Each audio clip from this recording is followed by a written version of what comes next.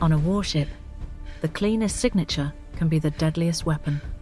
B. Connors had 14 minutes of battery left on the ventilator when the Admiral ordered her ICU door cut open. The patient on her table, still warm, still bleeding, clamped a Submarine L-0 authentication token so tight his fingers wouldn't release. That token didn't belong on this ship. The Admiral said the man was a saboteur. B saw the monitor's green dot, Medlog uplink, active. Her palms hit his sternum in hard, ugly rhythm. Down, up, down. The bed frame shivered each time the ship took another cat shot overhead, and the roar of an F-18 engine rolled through the bulkheads like a giant hand dragging nails across steel. Red emergency strobes swept over stainless counters, over the wet shine of iodine, over the blue-purple hand clenched around the black metal token. The EKG had gone flat, a cruel straight line, and Miller's face had gone the same colour as the hospital walls, washed out and thin. The analog buzz came again from the shredded comms vest. Not loud, just wrong. Old school, like a pager that refused to die. B leaned close enough to taste salt and metal, sea air braided with blood, and that cold, sharp, sterile bite of iodine. Her gloves squeaked on skin damp with sweat. The monitor chirped its dead tone, steady as an insult. Every few seconds the ship's vibration put a tremor in her forearms, making her compressions feel like she was pushing against a living machine that didn't care who lived inside it. She realized the buzz wasn't coming from the ship. It was coming from him. "Keep the bag ready," she told Miller without looking up. Her voice stayed level. It always did when things tried to fall apart. Her thumb found the back of her red pen and clicked. Once. Twice. The deck vibrated under her rubber soles, a steady tremor that made the IV tubing quiver and made her elbows feel like they were working against a moving wall. She drove her weight down again.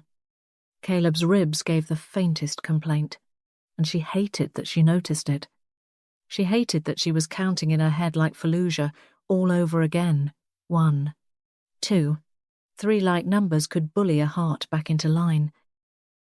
The outer glass went with a sound that didn't belong in a hospital. A tactical boot hit it and it spiderwebbed, then burst, and a shower of safety glass skittered across the deck plates. The noise cut through the jet blast like a gunshot in a chapel. Shadows filled the breach. Master at arms in body armour, weapons slung forward, helmets turning in tight, practiced arcs. Behind them, Rear Admiral Brock Halloway stood with his hands behind his back, shoulders squared, parade rest, calm. He didn't shout. He didn't need to. His voice carried anyway, low and administrative. The kind of tone that made junior officers swallow words they hadn't even said yet. "Commander Connors," he called, as if this were a conference room and not an ICU bay with a dead man on a table. "That individual is an enemy saboteur. You will transfer him into my custody." Miller flinched at the word saboteur. B didn't. She kept her hands moving, kept the compressions heavy. She felt the token's edge bite into Caleb's palm, where his fingers locked in cadaveric spasm, the joint stiff as welded steel. Blood smeared the matte black surface. Not a dog tag. Not a coin. A Submarine LOS authentication token. She had seen the chain of custody briefing once, years ago. The little black rectangles that lived in safes and never, ever showed up in an open bay on a carrier. Her eyes flicked to Halloway's face through the broken glass. No expression. No rush. Just the calm of a man who thought the rules belonged to him. He is an intelligence asset. "Your job is done here." The words landed like a stamp on a form. Finished. Closed. Filed. B looked down at the straight EKG line, then at Caleb's clenched fist. then back at the armed men stepping over glittering shards. Her thumb pressed hard against the pen's tail inside her palm. Tactile. Dry. A metronome for staying upright. "My table is neutral ground," she said. Not loud. Not pleading. She's nodded once toward the monitors, toward the ventilator's green dot, toward the blood still running warm at Caleb's collar. "You don't take him while I'm working." Holloway's gaze slid to the patient as if Caleb were a piece of equipment. He gave the smallest tilt of his chin. One of the MAA unsnapped his retention strap and brought his weapon up. Muzzle, tracking the bed. Not B. The turn happened in silence, no drama. Just procedure. A gun pointed at a patient. Miller's breath hitched. Bea didn't move her feet. She held the pen tight and held her ground. The closest guard moved first. Not fast, not frantic, just a clean step over the glittering safety glass. Boots ringing on steel. His gloved hand reached for Bee's shoulder like he was about to guide her aside. Polite in the way a cuff could be polite, and the rifle stayed angled toward the bed the whole time. Behind him, another MAA shifted his stance to get a clear lane. Bee saw the tiny adjustments, knees bent, elbows tucked, muzzles never wandering, and her brain filed it under the same category as an incoming bleed, not personal, just lethal. Miller made a small sound in his throat and looked at Bee like he wanted permission to disappear. The yellow bio placard above the panel sat dead and unlit. The air smelled of sea salt, blood, and cold iodine, and the deck kept trembling from the flight deck above, that constant vibration that made every heartbeat feel borrowed. Bea didn't give Miller anything but work. She kept her body between the muzzle and Caleb's chest, and made her voice the same flat register she used on forms and after-action reports, 1 milligram epi. Now, she didn't look at Miller when she said it. If she looked, she'd see fear take over, and it would spread. Her thumb worried the plastic tail of the red pen, pressing and releasing without a sound, a steady little anchor in her palm. The analog buzz from the shredded comms vest jittered again. A mosquito whine under the jet roar, and Caleb's fist stayed locked around the black token. Knuckles, bruised, purple, blood beading where the metal edge bit into skin. Bee didn't try to pry it loose. Cadaveric spasm didn't negotiate. Neither did the men behind her. Miller's hands shook, but they moved. He tore into the drawer, found the dose by feel, and pushed it with the kind of care you learned when you knew someone could watch you die for making a mistake. Bee watched the plunger, then watched the monitor like it was going to testify. The EKG line jumped, then climbed into a frantic dance wild peaks, ugly spikes that screamed wrong even to someone who didn't speak monitor. Alarms layered on top of jet noise and the distant thump of boots in the corridor. It looked like chaos winning. Bee leaned into it and turned it into paperwork, patient presenting with undetermined biological anaphylaxis. Initiating lockdown, she said it clean. Clipped, meant for microphones and logs. She slammed her palm onto the yellow biohazard button. The rotating alarm light woke up, washing the bay in a sick, weak yellow that swept across Holloway's face through the shattered outer glass, unblinking, unreadable, then across the MAA's weapon, then back to Caleb's grey skin. Machinery answered inside the walls. A hydraulic hiss rose sharp and metallic, like pressure getting skinned alive, and the heavy lead-lined doors started to move. Bee felt it through the deck before she saw it, the half-ton shift of steel and seals, the room's air changing as the system pulled negative pressure and tried to make this space a quarantine island. Loose gauze fluttered. A hanging chart snapped once against its clip. The door slid and met with a brutal Final thud that made instruments hop on the counter and made Miller flinch like he'd been slapped. A mechanical latch dropped with a hard clack, then another dry. Absolute. The guard's hand stopped mid-reach, suddenly separated by inches of reinforced barrier and bad timing. Outside, the MAA tested the glass with open palms. Not rage confirmation. Holloway didn't touch anything. He stood behind them, hands still tucked behind his back, and watched Bea like she'd just filed a form that overruled his rank. Bea didn't gloat. She didn't explain. Her fingers tightened around the pen until the plastic bit her glove. She turned back to Caleb, because the only real argument in the room was whether the next breath happened. Miller swallowed hard, eyes darting between the sealed door and the monitor that kept screaming. The yellow light kept rotating, painting everyone the same tired colour.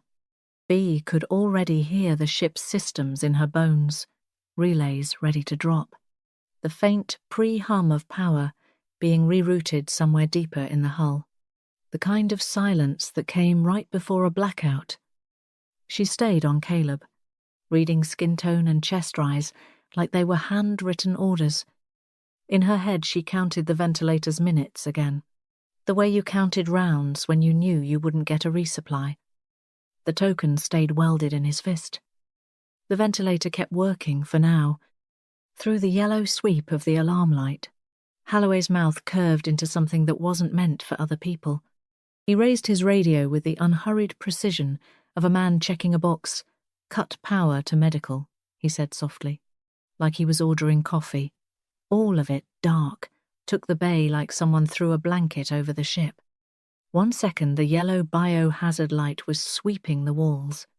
The next, it was gone, and the only thing left was the dull red pulse of emergency strobes. The ventilator barked a new alarm fast. Urgent beeps, and the screen flashed a brutal little message. Battery, 15 minutes. The sound had a different pitch than the regular monitor chatter. It was the kind of beep that made your stomach drop because it didn't care about rank or paperwork.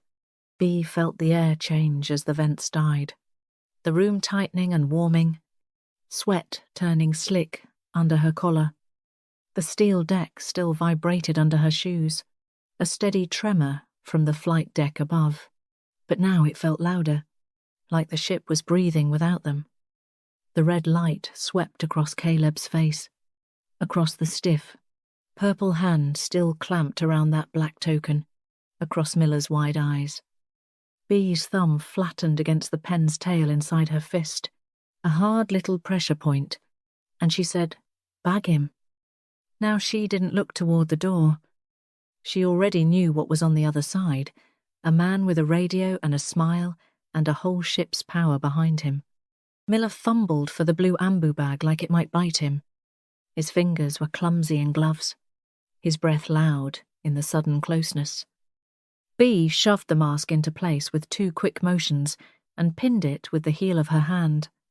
"Seal it," she said. "You lose the seal." "You lose him?" The first squeeze came out wrong, too timid. Then he pushed harder, and the bag answered with an asthmatic whoosh click that filled the bay with wet rubber breath. Again, the rubber squeaked and the air shoved in under pressure. The sound settled into a hateful metronome. Miller's shoulders started to shake as he found a rhythm, sweat running off his jaw in drops that ticked onto the steel deck. His eyes kept flicking to the dark door, like he expected it to open anyway. Like rules were just a suggestion out there. "Aye," he started, and swallowed it. Bea watched his hands and his throat, the way panic tried to climb up and take his voice. "Keep that pace," she said, flat. "Don't chase the panic." "Count it." He nodded once, jerky, and his fingers tightened. The bag resisted like a stubborn lung. The forced breaths came in a steady, wet rubber cadence. Each squeeze cost him. Each release felt like begging for the next one. She needed both hands. so she took her tactical flashlight and clenched it between her teeth. The beam tore a narrow white tunnel through the thick dark, jittering with every vibration from the flight deck. It caught dust and cotton fibers floating in slow motion from Caleb's shredded vest, little ghosts of fabric hanging in the air because the fans were dead. It caught a placard on the bulkhead half hidden by a shadow FOD, stenciled in block letters that looked absurd in an ICU bay, like the ship was reminding them it was still a machine that killed people in different ways. Bea hooked her trauma shears into the fabric at Caleb's chest and cut, the metal cold against skin that was already cooling. The smell of blood rose sharper without the vents to scrub it. Sea salt and iodine and copper layered together until it felt like chewing on a penny. She peeled cloth away, exposing bruising and grime, and her gloved fingertips bumped the hard ridge of the token where Caleb's fist was locked. Cadaveric spasm. Early. Ugly. The joints didn't give. She didn't waste time fighting it.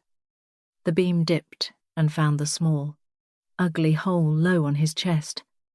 The margins were rolled inward, dark and slightly burned, like the skin had tried to fold around the violence. Not a tear. Not a crack. A clean entry. Bea felt her jaw tighten around the flashlight. Miller's rhythm faltered when he saw what she saw. His grip tightened, then slackened, and the bag made a wet, failing sigh. Bea snapped, "Eyes on your hands." She didn't raise her voice. She didn't have to. Her thumb ground the pen's tail against her glove, steadying herself, her own little mechanical heartbeat without the sound. Miller jerked his gaze down and forced the rhythm back into place. Face wet, lips parted like he was trying to breathe for two people. In the flashlight beam, the wound looked like a mouth that had decided to stay shut. Bea felt the shape of the story shift in her gut. If he'd been shot, then the blackout wasn't just pressure, it was cover. Someone wanted this to look like equipment failure. She leaned closer, tasting iodine and copper, and listened beyond the bag. Beyond, the battery beeps, counting down there. Caleb's chest stopped moving the way it should. Not a dramatic freeze, more like the air just quit cooperating. The resuscitator bag started pushing back harder in Miller's hands, stiff and mean, and the monitor tone changed again, sliding into a faster, higher panic. Bea watched the skin at Caleb's neck darken, watched his trachea tug with each forced breath like something was pulling from the inside. Pressure. The kind that didn't wait for permission. The ventilator's battery counter kept blinking in the corner, numbers shaving themselves down with every beep. Outside the door, the thermal lance crackled, brighter now, and the whole frame gave off a faint, sick heat that had no business in a sterile bay. Bea tightened her grip on the pen until her knuckles ached and said, "He's tightening up. We don't have time." Miller's eyes went huge. His hands kept the rubber rhythm going, but he looked like he might puke, like the dark had turned his stomach inside out. She spit the flashlight beam down onto Caleb's chest and reached for a 14-gauge needle without thinking about how that looked in the dark. It wasn't heroics. It was maintenance. The metal felt cold and absolute in her glove. "Hold the bag steady," she told Miller. "Don't stop." His nod was a twitch. Bea found the spot by feel and by grim memory, then drove the needle in with a short, controlled shove. For half a second nothing happened, then the room gave a sound like wet fabric tearing.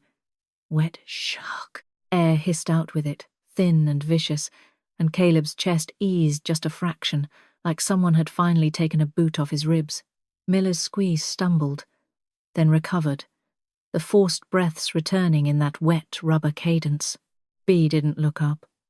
She listened to the hiss fade and the alarm soften by a hair. Not good, just less catastrophic.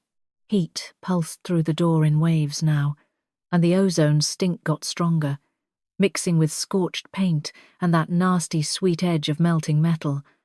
The back of Bea's throat tightened. She tasted it on her tongue, like licking a battery. The sparks outside turned into a constant shower, a furious rain that leaked through the hinge seam and bounced off the deck in tiny orange stars. Each burst came with an angry crackle and a new layer of smell.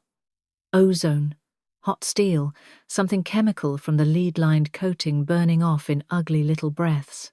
B's world narrowed to a cone of light and the tremor of Miller's arms. He was bagging on pure will now, elbows locked, jaw clenched, sweat dripping in steady ticks to the deck. B cut away the last of the fabric, exposing the track of bruising, then slid a gloved finger along the wound edge, just enough to confirm what she already knew. Entry. No question.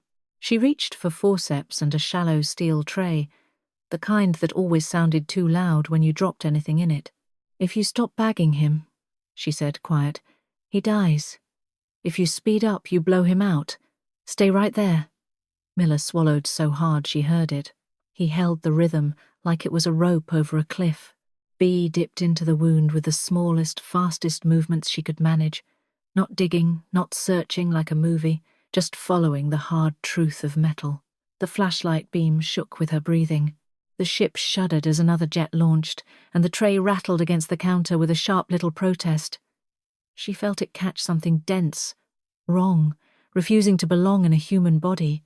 B pinched and pulled, slow enough not to tear more than necessary, fast enough to beat the door, and the forceps slipped once on clotting blood, skated off a slick edge of tissue, then snagged on a twitch of muscle before she got a real bite. A deformed slug came free, ugly and flattened, still smeared dark. It wasn't a rifle round, it wasn't some mystery fragment. It was a 9mm JHP.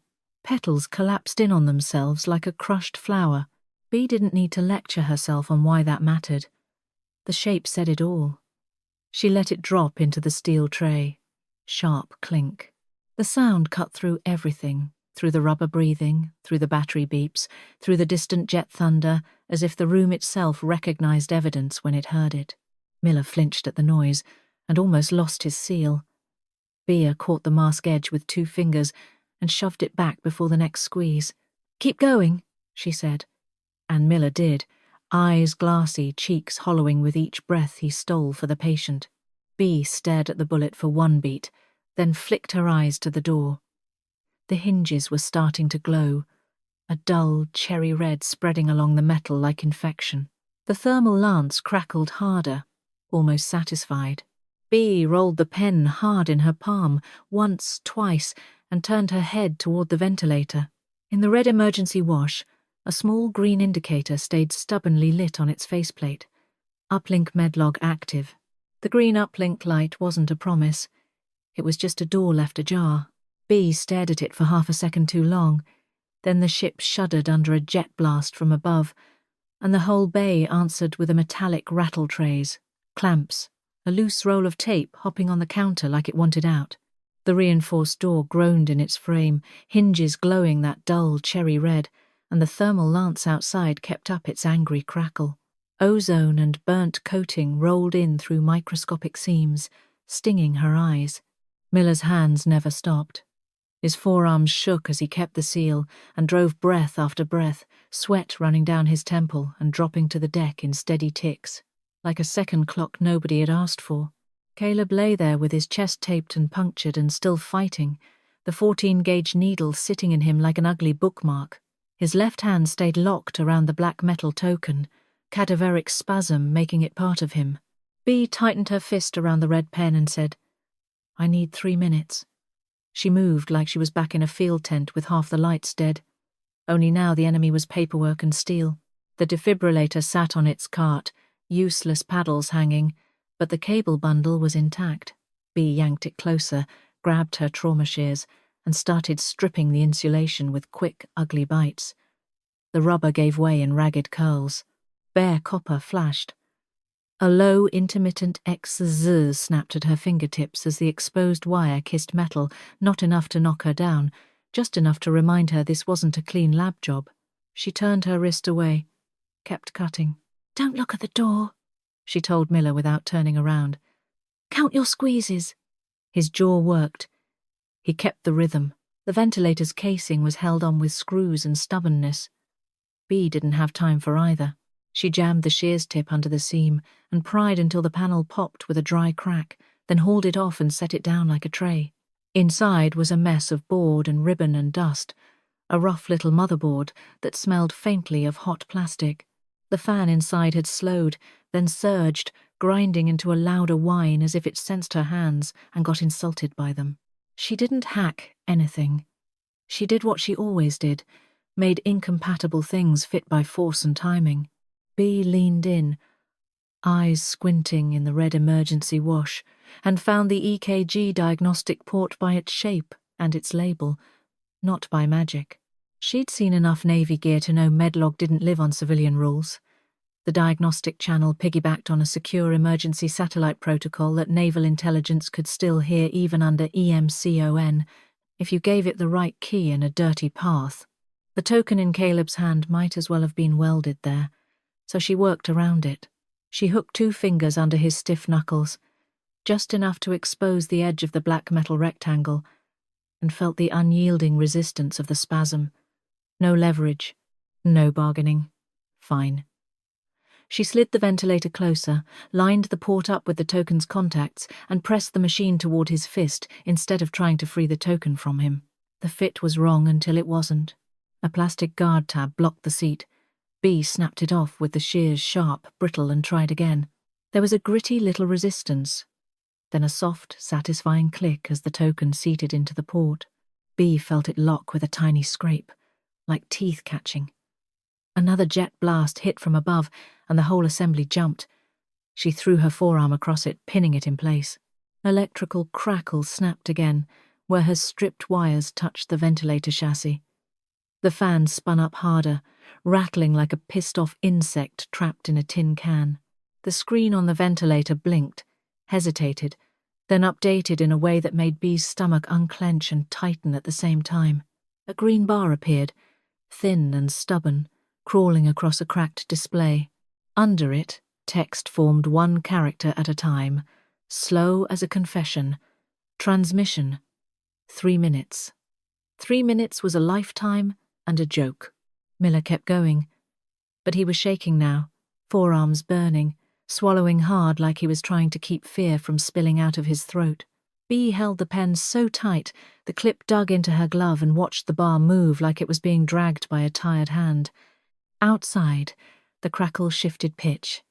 The hinge groaned again, lower this time, and a fresh burst of sparks sprayed through the seam in a violent white fan. Heat slammed into the room, thick and suffocating.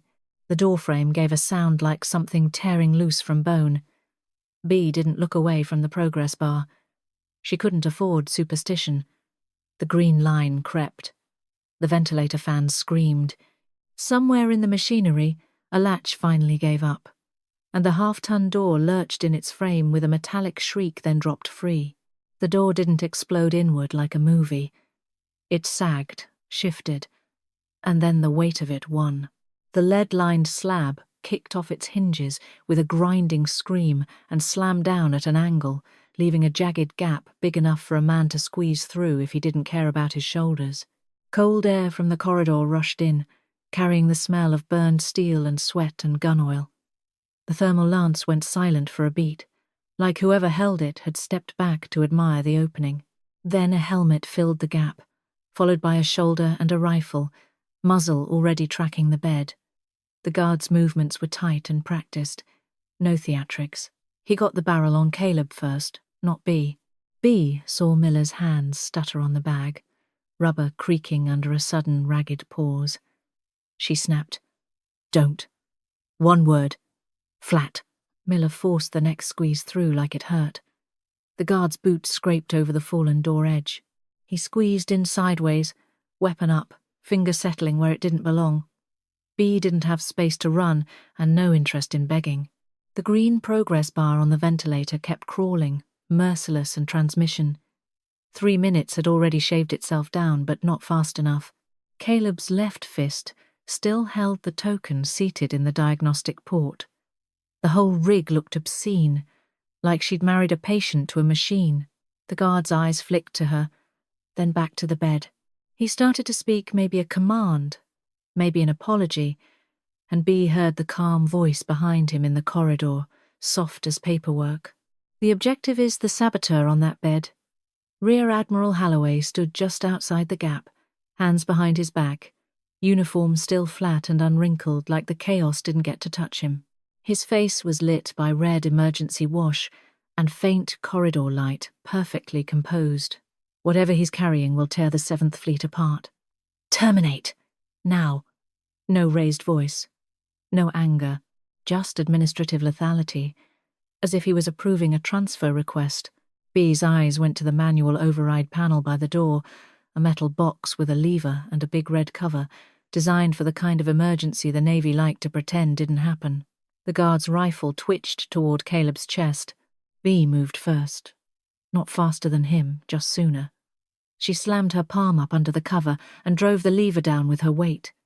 The door's hydraulic system answered like a waking animal. A sharp hiss, then a violent jerk as the mechanism reversed and yanked the heavy slab backward in its track. The guard didn't have time to understand what was happening.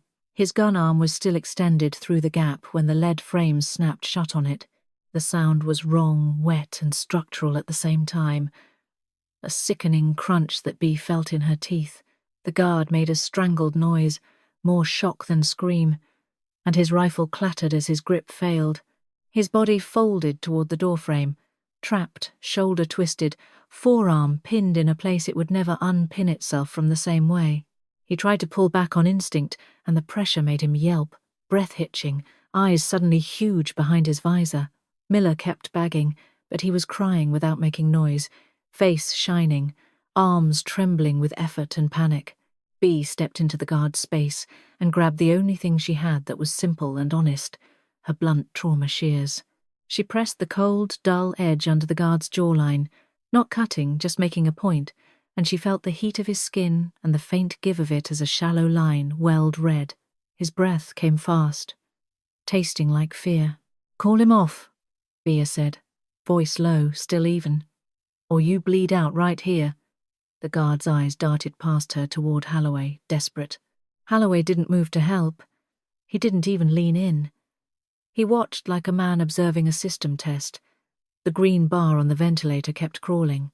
The rubber breathing behind Bee stayed steady, Miller's hands working like he was hauling a rope hand over hand. Bee's thumb pressed hard against the pen in her pocket without her thinking about it. A habit. A countdown. Holloway's gaze shifted to the guard's trapped arm, then to Bee, then back to the bed, as if Caleb was the only item on his checklist that mattered. His mouth made the smallest curve, nothing friendly, nothing dramatic, just acknowledgement. He turned his head slightly and addressed the second guard behind him without raising his voice. "Shoot through him," Holloway said softly. "Take Connors, then finish the asset." The second guard brought his rifle up like he was raising a flag. Weapon light splashed across the bay, hard white on Caleb's chest, then on Bee's hands, then on the trapped man's face as he gagged around pain. The crushed arm pulsed under the lead frame, skin turning a bad grey, and the guard's breath came in wet little bursts against Bee's shears. Behind them, Miller kept the blue ambu bag moving, fighting the cold rubber and the seal, tears cutting clean tracks down his cheeks. The ventilator's cracked screen still showed the green bar crawling, stubborn as rust, and the little battery icon blinked like it wanted credit for staying alive. Bee could feel the deck tremor under her soles, and the heat of the ruined door slab like a stove left on. Holloway's voice stayed soft. "Do it." He didn't look at his man's arm, he looked at the bed. The second guard's finger found the trigger, and Bee saw the smallest twitch in his wrist, the moment before the decision became physics.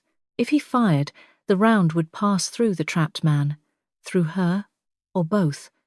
Either way, the bagging would stop. Either way, Caleb would stop. Bee didn't have room for anger. She had room for one move. She let go of the guard's carotid and turned her body without stepping back.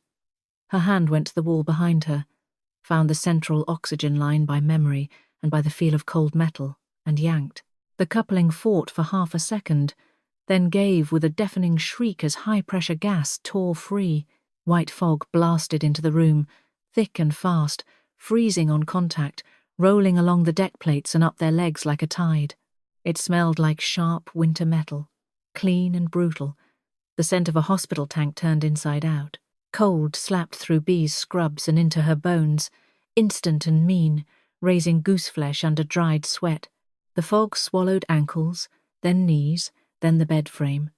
It curled around the trapped guard's helmet and made his visor pearl with frost.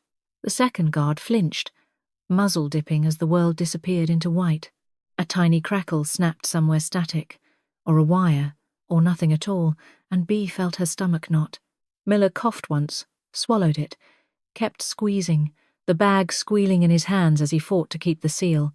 The ventilator fan whined louder, as if the cold offended it, and the green bar kept creeping while the room turned into a freezer full of gasoline. Bee grabbed the defibrillator paddles off their hooks. They were heavy and familiar, the last honest tools in a room full of weapons. She thumbed the charge, and the machine answered with a high-pitched whine that made teeth ache. The paddles vibrated faintly in her hands, hungry for contact, cable slack dragging across her wrist. In the fog, the weapon light became a hazy white cone, and every breath made little ghosts in front of faces.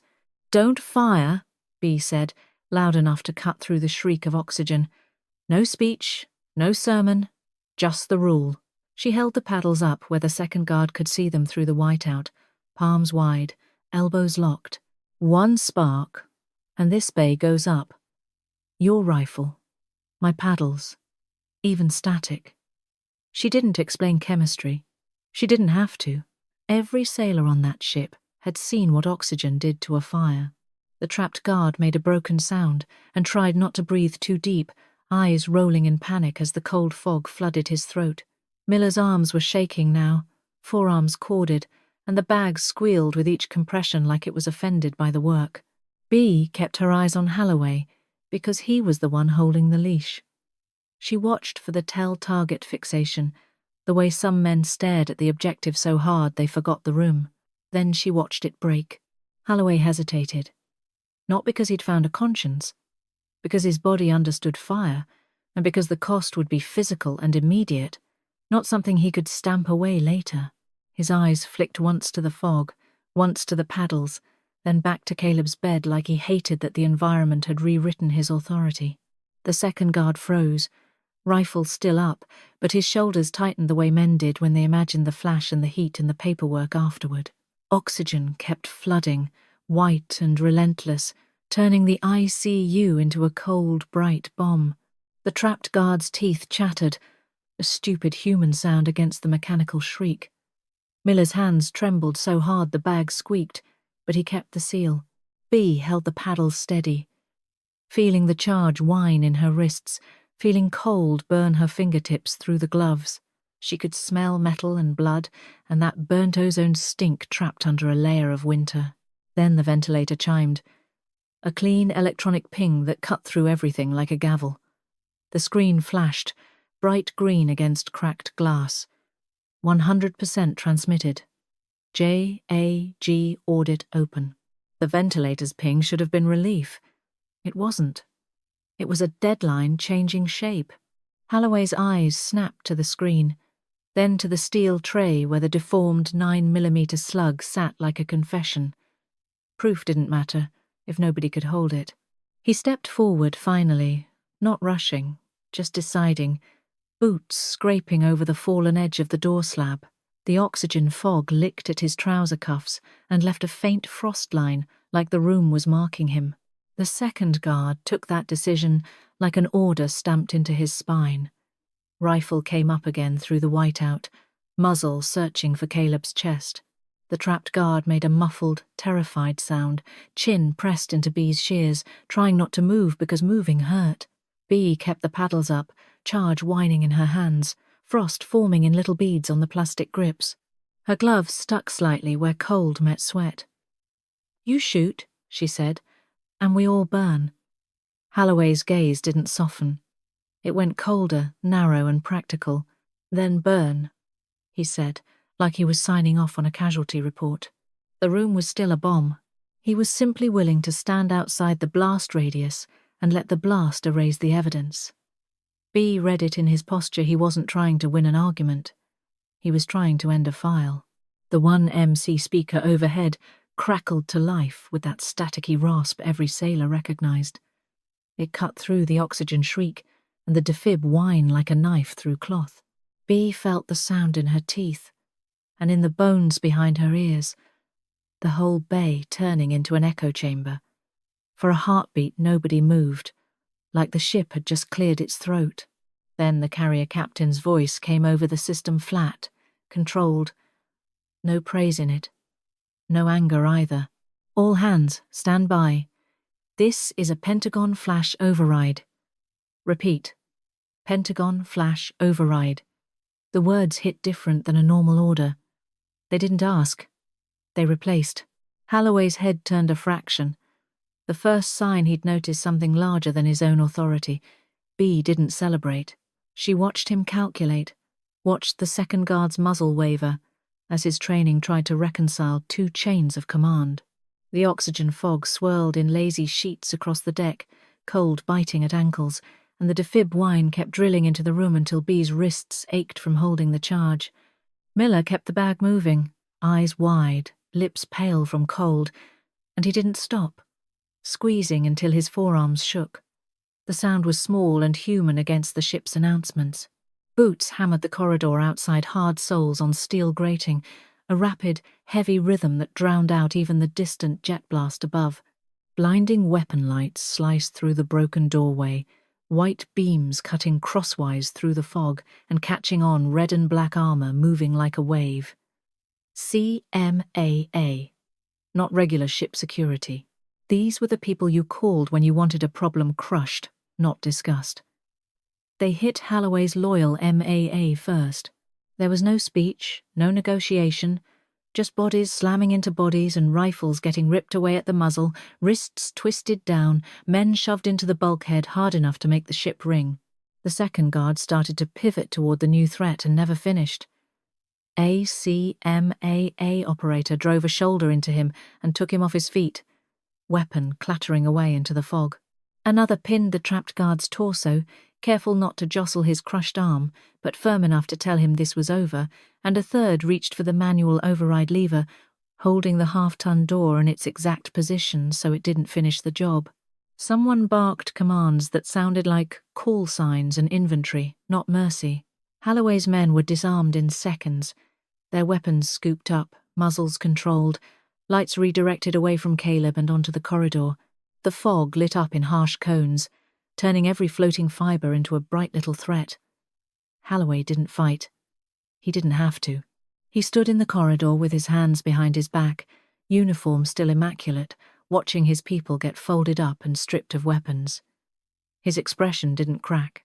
Only his eyes moved, tracking the red and black figures with the same cold interest he'd given a patient.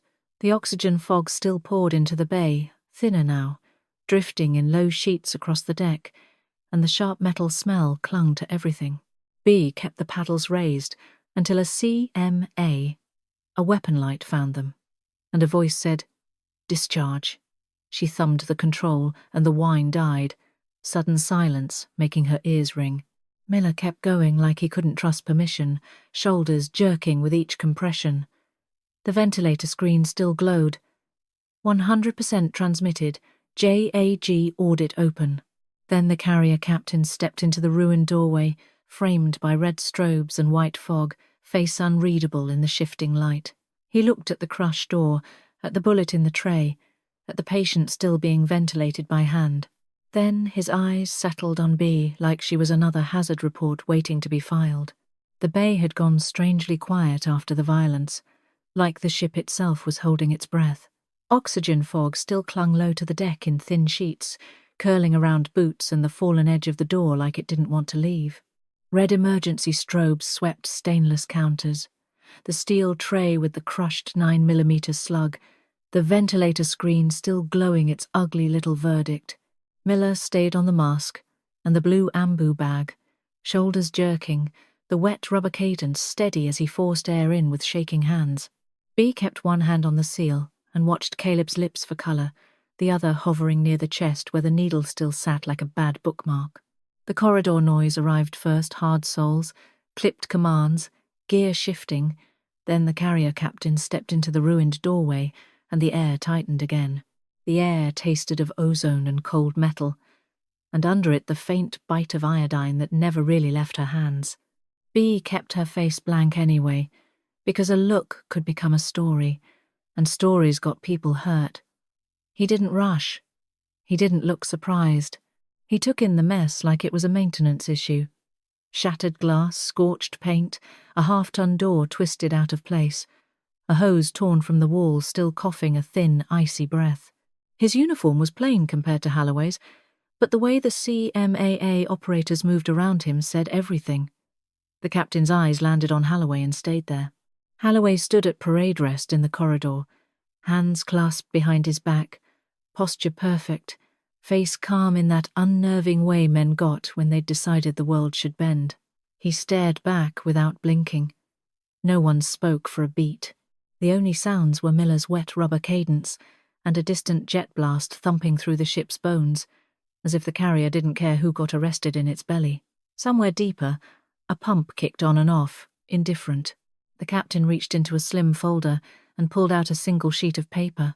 It looked ridiculous in this light, a clean white rectangle against smoke stains and red flashes. But Bea knew paper was how the Navy killed careers. The paper rustled when he turned it, that dry, cold sound of bureaucracy moving. "Rear Admiral Brock Halloway," he said, voice flat, carrying without effort. "Pentagon flash message." Effective immediately. He read the order like a checklist, not a verdict. Relieved of command, suspended of all duties, detained pending a closed court-martial. The words didn't swell, they didn't accuse. They simply replaced Halloway's authority with something higher and less human. Halloway's expression didn't change. The only thing that moved was his jaw. A small tightening, the kind you saw in men who never learned to lose out loud. His eyes slid past the captain and found Bea. Pure hatred, distilled and steady, like a laser dot on skin. He didn't speak. He didn't plead. He didn't threaten. He just stared as if memorizing her face for later.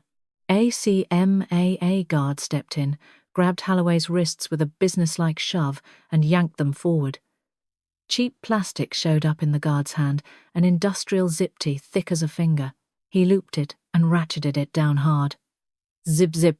The sound was obscene in the quiet, a brutal little zipper noise that said this was not a ceremony. The tie bit into skin. Halloway didn't flinch. His stare stayed locked on Bea, as the guard cinched a second tie and checked it with a sharp tug. The zip-tee's tail stuck out like a cheap flag, twitching when the guard shifted his grip. The captain didn't look satisfied. He didn't look angry. He looked tired in the way only command looked tired, like every decision came with paperwork and collateral. His gaze flicked from Halloway's bound wrist to the torn oxygen line, and the frost still crusting the coupling. Then he finally acknowledged Bea, not as a savior, not as an equal, but as another hazard in his compartment. "You threatened my ship, Doctor," he said. Not loud, not personal.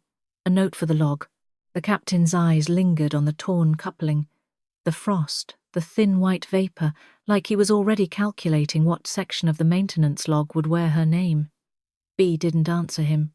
She rolled the red pen between two fingers, plastic warm against her glove, and leaned back over Caleb. The patient's chest rose only when Miller forced it. Bea didn't trust the green glow of any machine tonight. "Keep bagging," she told Miller. "Don't stop until you're told." Eyes on his chest. Miller nodded, throat working, and pushed another breath, hands trembling as the mask seal held. The captain watched her for a moment longer, then turned as CMAA hauled Halloway away in silence, the Admiral's hatred lingering like smoke in the room. 3 weeks later, the air didn't smell like ocean or jet fuel. It smelled like cheap floor wax and tired disinfectant, the kind of chemical sweetness that clung to the back of your throat and never quite left. The VA outpatient clinic had fluorescent lights that flickered like they were arguing with the ceiling.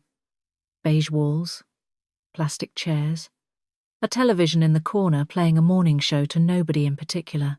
Somewhere down the hall, a copier jammed and somebody cursed under their breath. B sat behind a desk that had been assembled by the lowest bidder and never forgiven for it. Her red pen lay beside a stack of forms, the only thing on the desk that felt like it belonged to her. The chairs held men with ball caps pulled low, women staring at their phones, a kid swinging his legs like he hadn't learned what waiting could do to a person. She opened the file with the same caution she used on trauma dressings. Caleb Hale, 24, Comms Tech. Discharged, the paperwork said, as if the word could erase the ICU bay, the oxygen fog, the door screaming off its hinges. There was a signature block she didn't recognize, and a thick black stamp that read NDA in a way that made B's jaw tighten. Quiet discharge, quiet money, quiet warning. A line item about ongoing suitability, followed by a page that was almost entirely blacked out. The next page referenced Rear Admiral Brock Halloway, but there wasn't a story attached to his name, just a line of clipped language. Tribunal sealed. No docket, no public schedule, no one to call and ask how it went. B stared at that for a long moment, feeling how the system handled embarrassment. It didn't confess, it buried. Closed proceedings, classified annex, no vindication. She could almost hear the carrier captain's voice again, effective immediately. Words that sounded like justice until you saw what followed them. A stamped line near the bottom read, "Classified, limited distribution." And the ink looked fresh, like somebody had been in a hurry to close the lid. The page edges were soft from handling, like bad news passed hand to hand without anyone owning it. She flipped the folder shut and pulled her own orders from the bottom drawer, like she'd been touching them too much, and wanted to pretend that changed anything. The letterhead was crisp. The language was polite. The knife was hidden in the phrasing. Transfer orders. Flight status. Revoked. Reason. Fire safety violations. The words sat there like a bad joke, a neat little label slapped on the ugliest night of her career. It didn't mention the oxygen line she'd torn out with numb fingers. It didn't mention the defibrillator charge whining in her hands. It didn't mention the zip-zip of plastic cuffs on an Admiral's wrists. It just called it a safety violation and moved her off the ship like a broken tool. She didn't bother imagining an appeal. The Navy loved appeals. It loved them because they took time, and time made people tired. She read the phrase twice, tasting the blandness of it, and felt a small, quiet laugh try to rise. She swallowed it. Someone had drawn a red diagonal slash through her flightwing certification, ink bright and careless against the printed seal. A line through a life. B felt the old Fallujah cold in her stomach, the memory of choosing who got supplies and who didn't, and realized the choice had come back wearing a different uniform. The machine had protected itself. It had let the bad actor fall because the audit trail forced its hand. But it couldn't allow a doctor to look like the kind of person who threatened to burn a carrier to win. So it wrote her out of the story, quietly, professionally. Outside, an ambulance siren rose and fell, lonely through the thin glass, the sound warping as it passed between buildings. It wasn't the howl of jets. It wasn't the shriek of oxygen. It was a civilian wail that still meant the same thing. Someone was running out of time. B clicked her red pen. Tick, tick. The sound was dry and steady, a habit that had survived everything else. She slid the orders back into the drawer and shut it, not gently. In the hallway, someone called for triage. B stood, shoulders squaring under a plain V. A blouse instead of flight gear, and felt the weight of the pen in her pocket like a promise she didn't have to say out loud. Her knees complained as she moved, older than her rank, and she let the complaint exist without answering it. Work was simpler than fairness. She didn't smile for the system. She smiled for the next patient. Then she walked out into the flickering light and went back to work.